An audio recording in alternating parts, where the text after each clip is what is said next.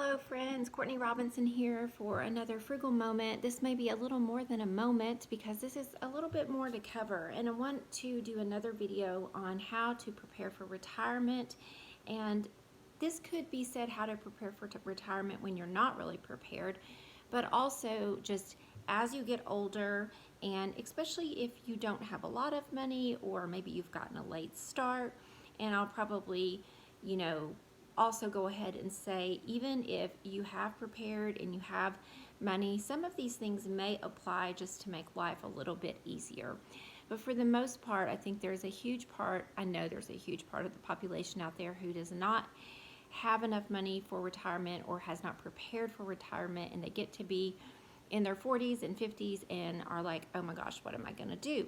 So number one, get out of debt. You must get out of debt. If you're 50 years old and you have debt, you have to start figuring out how to get out of debt, even in your 40s. And there are two ways to do this. And again, these are frugal moments. I won't go into a lot of detail, but you either have to make more or spend less.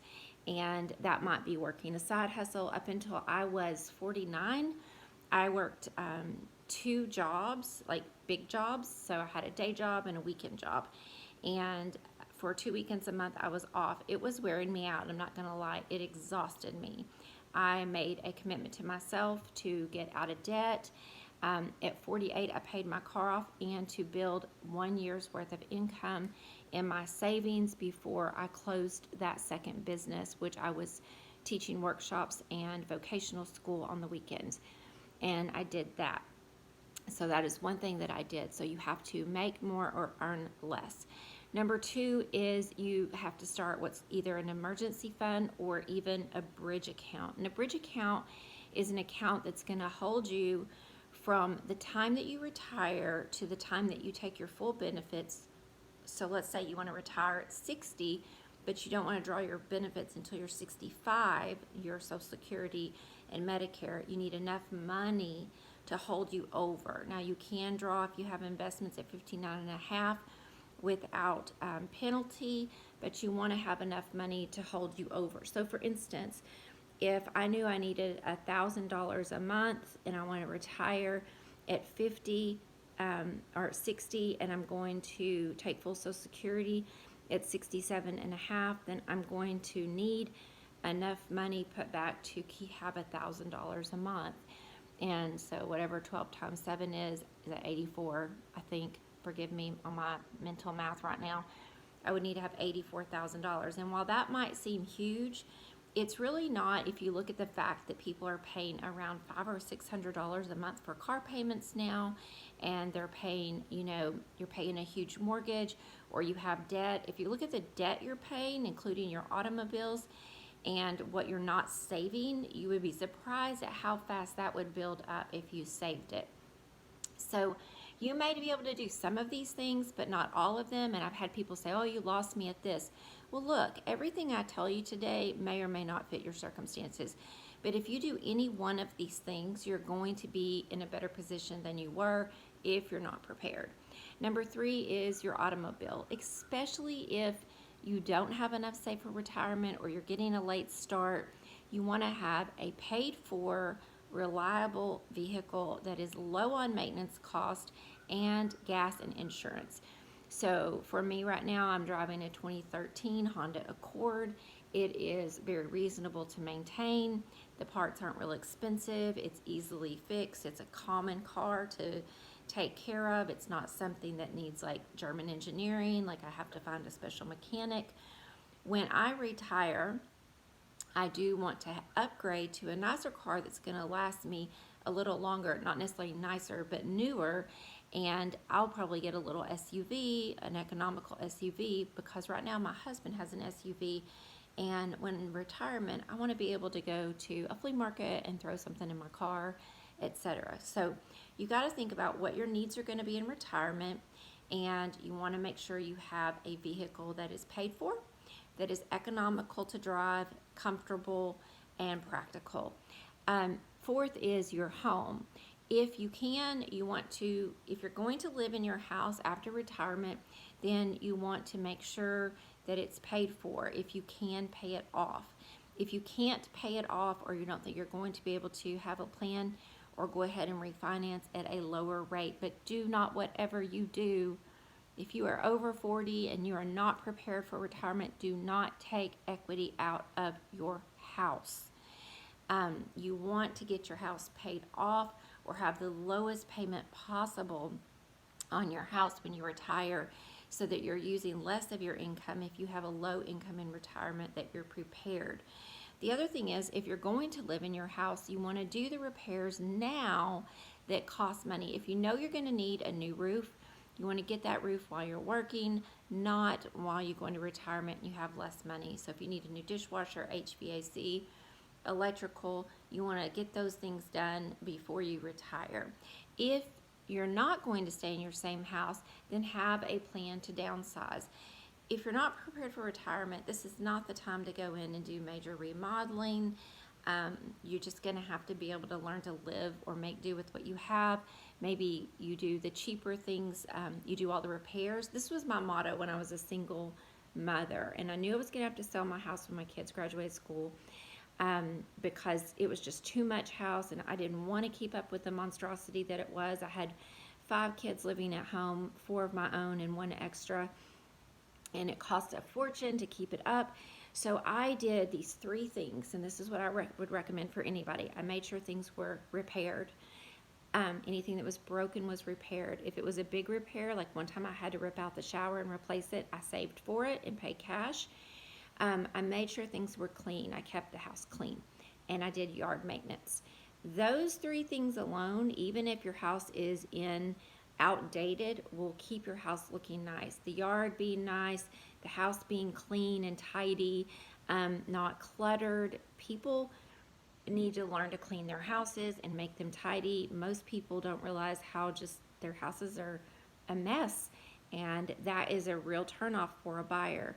Little bit of repair here and there, people will buy houses as is if it's some updating, but it's hard to get past needing a whole new HVAC or a roof. We own a roofing business, so we do a lot of roofs for people who are buying houses, and that's one thing they're going to look at. If you're going to plan to downsize, again, I would follow that same step, and if you can downsize and pay for something in cash so that you do not have expenses in retirement, you want to get something that is, again, like your car, practical. It meets your needs. It's lower cost to maintain, lower taxes and insurance. That usually means smaller. And yeah, and you may not even want to buy something else. You may want to rent. I don't know. Here, rent would be astronomical compared to a house payment. So if I was going to sell my house, I would buy something else smaller that was easy to maintain in a safe and low cost of living area. Number 5 is, once you get through those steps, or even on the way, if you have a job where you have a 401k, you should try to max that out. At the very least, you should be meeting the minimum, because that's going to save you. If you're paying any taxes now, that's going to save you on your taxes. If you have a 403b, talk to your employer. This is usually teachers, firemen, hospital, anybody who's a state or federal employee. My husband's a cop, and we have a roofing business, so, and or your IRA. So if you're in traditional, then those are tax deferred, meaning the money you put in you don't pay taxes on. So put as much as you can into those as you're on this journey. Unless you have a lot of debt, you have to make that decision. We've done both. We're paying off our house aggressively and maxing out our IRAs, but we are not putting money into the 403b, so, because it was a higher fee. So you just kind of have to pick and choose, and you got to do all of these things to the best of your ability. But again, if you're doing just a few, you're going to be so far ahead. And then number 6 is, you have to know your numbers, and don't be scared of your numbers. I hear this all the time. I can't budget because there's not enough money to even do a budget. I never have enough. Well, that's cockamamie BS, because you can't know what you need to make or cut if you don't know where your deficit or surplus is. So any surplus needs to go in investment and savings, debt pay down, repairs, but you've got to know your numbers, and you can't be scared of your numbers. I may never reach 25 times my annual savings, but let me explain to you these 2 formulas that are not taught in school that are essential for you to know. You have to know your retirement budget. So if when you retire, you look at your budget now and you're like, well, I make $60,000. I want to live off $60,000. If you don't have any debt, your house is paid for, you don't need $60,000. Now you might want to have that, and that might be great, but let's be realistic. If you're not prepared, that might not be realistic. So what you want to do is you want to say, okay, right now I make $60,000 a year. My house payment and my investments are this. You're going to back those out, and let's say it comes down to $40,000.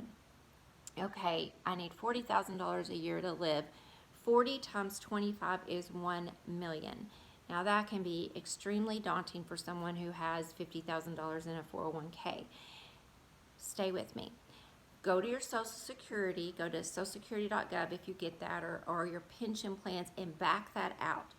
If in Social Security you're going to get, let's say you got a pension, like my husband's a police officer, he'll get about $1,100 in pension, and then his Social Security, let's just say it's going to be $1,900. It probably will be somewhere around there.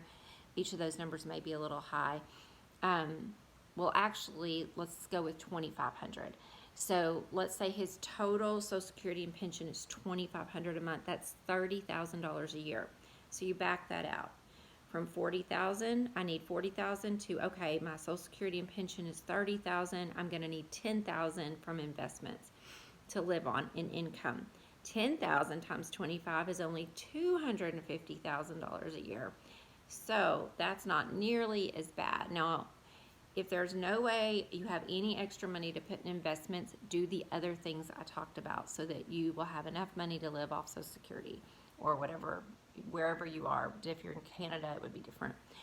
Okay, but you need $10,000 a year. You're going to need $250,000 to draw $10,000 in dividends. Let me explain why that is. It's called the 4% rule. You can draw 4% off of your investments in interest and dividends every year without running out of money. The market usually returns somewhere around 8 or 9% over the long haul, and if you pull 4% out, your money is not going to go down. It's going to stay the same or grow.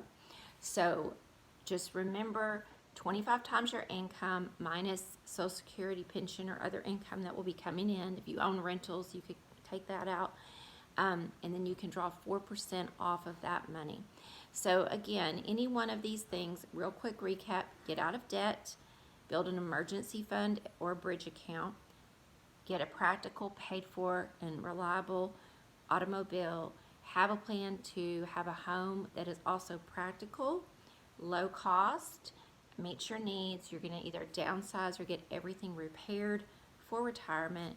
You're going to invest as much as you can now until retirement, and you're going to know your numbers so that you can be empowered and get close to that. If you get close to these things, I started doing this about 9 years ago, and I really didn't even know all of this until about 4 or 5 years ago, and I've started implementing these things, and it has drastically changed our lives. Now, I will say my husband and I work our behinds off, and that has been a huge part, is making extra money, but we're also extremely frugal. We do have vacations and buy things that we need, and we have fun, but we are what I call valuists. We spend money on things we value, and we save money on things that don't really matter to us. Like eating rice and beans is pretty typical for us. We have old used cars, not old, but we have used cars. So it's not that, that's not important for us to buy a brand new car. We would rather, my husband went to a horse training camp this weekend, and that was about $800. So we spent money on that, but we have no car payments. So I hope that makes sense. All right, if you like this material, thumbs up, and please share. Thank you so much for being here. I appreciate it. Bye-bye.